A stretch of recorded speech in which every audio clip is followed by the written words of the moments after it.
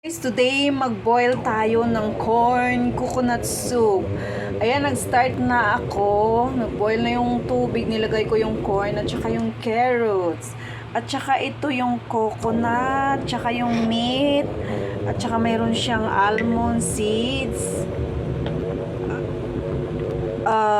Nandyan na nilagay ko na rin yung red dates.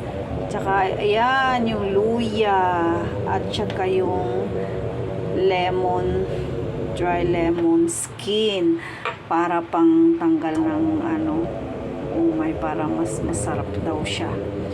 Yung almond, yan yung pandagdag na lang, at saka yung red dates, parang sweet kasi yun eh. Yan guys, coconut corn soup. Tapos ibo-boil natin yan siya ng 2 hours. Usually I boil 2 hours pag mga ganitong klaseng soup. Yan.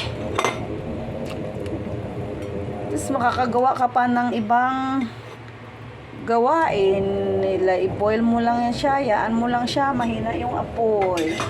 Ayan guys, ayan, lakasan ko kasi para mag-boil mo na siya. Ayan guys, sa Chinese kasi laging may soup, yan.